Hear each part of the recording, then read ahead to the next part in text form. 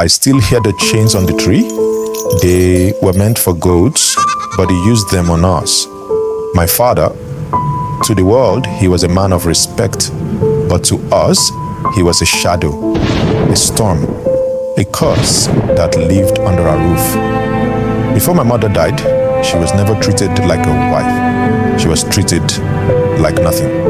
This was the woman who stood by my father when he was nobody, when he had no land, no house, no name. She worked with him, fought with him, but the day he felt he had become something, he turned his back on her. He stopped eating her food. He stopped speaking to her like a human being.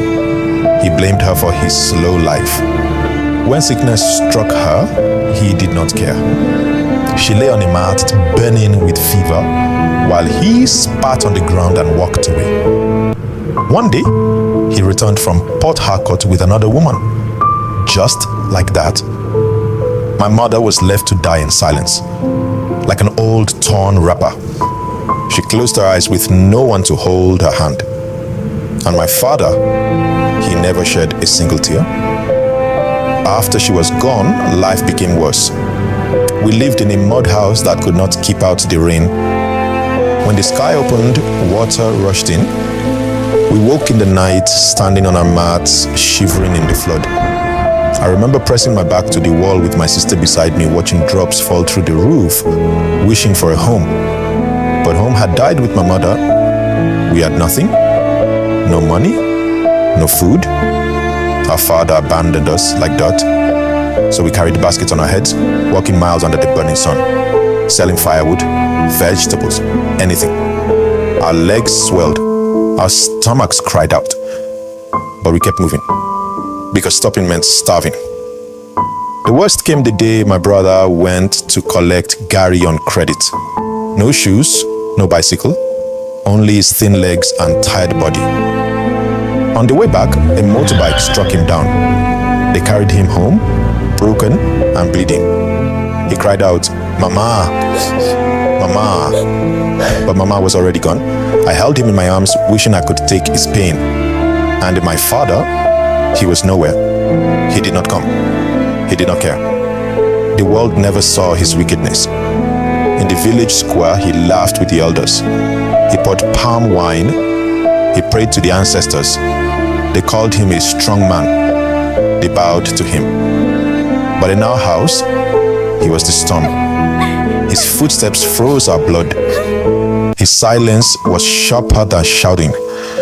He would sit for hours rubbing his knife, staring at us with empty eyes. At night, he whispered to himself. Sometimes he smiled at nothing. Sometimes he spoke in voices that were not his own.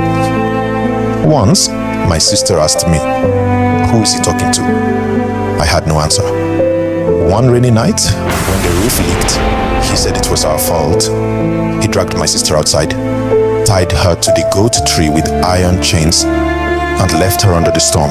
She cried until her voice broke. I begged him. I pulled at the chains, but he just stood there, his eyes empty. By morning, her lips were blue. That was the first time I knew he could kill us. I planned for weeks. I waited for the night he drank too much palm wine. Then I pulled my sister's hand and we ran, barefoot, through the bush. Thorns tore our skin. Dogs barked behind us, but we kept running. By dawn, we reached my uncle's house. For the first time, we breathed without fear, but fear never truly left my heart. Years have passed. My father grew sick. Some say the spirits he served turned against him. Maybe they did.